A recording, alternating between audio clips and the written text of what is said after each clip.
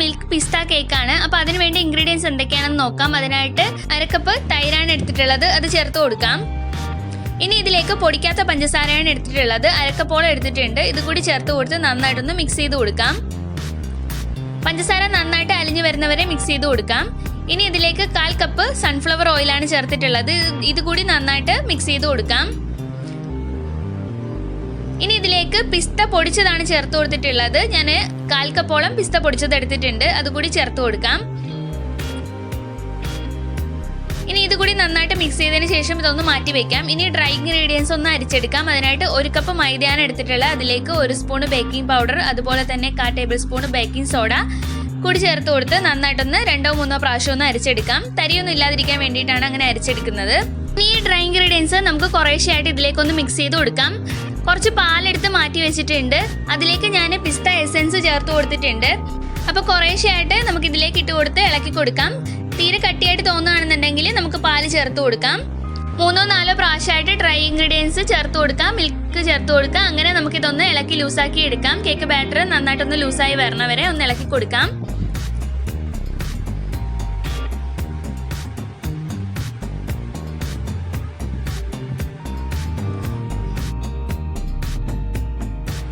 Mix ചെയ്യുന്ന സമയത്ത് ഓവറായിട്ട് അങ്ങ് മിക്സ് ചെയ്യേണ്ട, ചെറുതായിട്ടൊന്ന് ഇതുപോലെ ഒന്ന് ഫോൾഡ് ചെയ്തെടുത്താൽ മതിയാവും. ഇനി ഇതിലേക്ക് കുറച്ച് ഗ്രീൻ ഫുഡ് കളർ കൂടി ചേർത്ത് കൊടുക്കാം, ഒരു കളർ കിട്ടാൻ വേണ്ടിയിട്ടാണ്. മിക്സ് ചെയ്യുന്ന സമയത്ത് ഒരു ഡയറക്ഷനിൽ മാത്രം മിക്സ് ചെയ്യാൻ ശ്രദ്ധിക്കുക. അപ്പോൾ നമ്മുടെ കേക്ക് ബാറ്റർ ഇവിടെ റെഡി ആയിട്ടുണ്ട്. ഈ ഒരു തിക്നെസ് ആയിരിക്കണം നമ്മുടെ കേക്ക് ബാറ്ററിന്. ഇനി നമുക്ക് പാത്രത്തിലേക്ക് ഒഴിച്ചു കൊടുക്കാം. ഏത് പാനിലാണോ നിങ്ങൾ എടുക്കുന്നത് ആ ഒരു പാത്രത്തിലേക്ക് ഒരു ബട്ടർ പേപ്പർ വെച്ച് കൊടുത്തതിന് ശേഷം നമുക്കിതൊന്ന് ഒഴിച്ചു കൊടുക്കാം. ഇതൊരു 20 മുതൽ 25 മിനിറ്റ് വരെ നമുക്കിതൊന്ന് ബേക്ക് ചെയ്തെടുക്കാം. ഒരു പാത്രത്തിൽ ഒരു സ്റ്റാൻഡ് ഇറക്കി വെച്ചതിന് ശേഷം നമുക്ക് ഈ പാത്രം ഇറക്കി വെച്ച് ഇതൊന്ന് അടച്ചു വെച്ച് നമുക്കൊരു 20 മുതൽ 25 മിനിറ്റ് വരെ ഒന്ന് ബേക്ക് ചെയ്തെടുക്കാം. ആ ഒരു സമയത്തിന് നമുക്ക് ഇതിലേക്ക് വേണ്ടിയിട്ടുള്ള മിൽക്ക് സിറപ്പ് തയ്യാറാക്കി എടുക്കാം. അതിനായിട്ട് 1 കപ്പ് പാലാണ് ഞാൻ എടുത്തിട്ടുള്ളത്, അതിലേക്ക് ഫുഡ് കളർ ചേർത്ത് കൊടുക്കാം. അതുപോലെ തന്നെ ഇതൊന്ന് മിക്സ് ചെയ്തതിന് ശേഷം നമുക്കതിലേക്ക് 2 സ്പൂൺ പഞ്ചസാര, അല്ലാന്നുണ്ടെങ്കിൽ മിൽക്ക് മെയ്ഡ് ഉണ്ടെന്നുണ്ടെങ്കിൽ മിൽക്ക് മെയ്ഡ് ചേർത്ത് കൊടുക്കാം. മിൽക്ക് മെയ്ഡ് ചേർത്ത് കൊടുക്കുകയാണെന്നുണ്ടെങ്കിൽ കുറച്ചുകൂടി നല്ല ഐസ്ക്രീമിൻ്റെ ആ ഒരു ടേസ്റ്റ് കിട്ടുന്നതായിരിക്കും. ഇപ്പോൾ ഒരു 25 മിനിറ്റ് കഴിഞ്ഞിട്ടുണ്ട്, നമ്മുടെ കേക്ക് എല്ലാം റെഡിയായി വന്നിട്ടുണ്ട്. ഇനി ഇതുപോലെ ഒരു ഫോർക്ക് വെച്ചതിന് ശേഷം നമുക്കിതിലേക്ക് ഹോളിട്ട് കൊടുക്കാം. ഷുഗർ സിറപ്പ് ഇതിലേക്ക് ഇറങ്ങി പോകാനായിട്ടാണ് നമ്മൾ ഈ ഹോളിട്ട് കൊടുക്കുന്നത്. ഇനി ഇതിൻ്റെ മുകളിലായിട്ട് ഷുഗർ സിറപ്പ് ഒഴിച്ചു കൊടുക്കാം, മിൽക്ക് സിറപ്പ് ഒഴിച്ചു കൊടുക്കാം.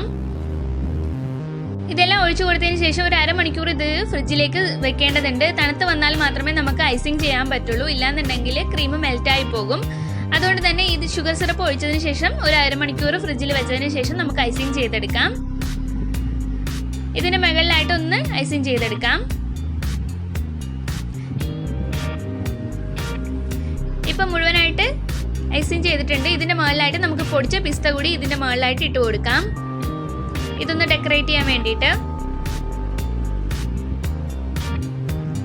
ഇനി ഇതിൻ്റെ മുകളിലായിട്ട് ടൂട്ടി ഫ്രൂട്ടി കൂടി ഉണ്ടെങ്കിൽ ഇട്ട് കൊടുക്കാം, ഇല്ലാന്നുണ്ടെങ്കിൽ പിസ്ത പൊടി മാത്രം ഇട്ട് കൊടുത്താൽ മതിയാവും. ഇനി ഇതൊരു 1/2 മണിക്കൂർ ഫ്രിഡ്ജിൽ വെച്ചതിന് ശേഷം ഇതൊന്ന് കട്ട് ചെയ്തെടുക്കാം. അപ്പോഴത്തേക്കും നമ്മുടെ ക്രീമൊക്കെ നന്നായിട്ട് സെറ്റായി വന്നിട്ടുണ്ടായിരിക്കും. അപ്പോൾ നമുക്കിതുപോലെ കട്ട് ചെയ്ത് കഴിക്കാം. അപ്പോൾ എല്ലാവരും ട്രൈ ചെയ്ത് നോക്കിയിട്ട് അഭിപ്രായങ്ങൾ കമൻറ്റ് ചെയ്യുക. അതുപോലെ തന്നെ ഇതുവരെ എൻ്റെ ചാനൽ സബ്സ്ക്രൈബ് ചെയ്യാത്തവരാണെന്നുണ്ടെങ്കിൽ ഒന്ന് സബ്സ്ക്രൈബ് ചെയ്ത് സപ്പോർട്ട് ചെയ്യുക.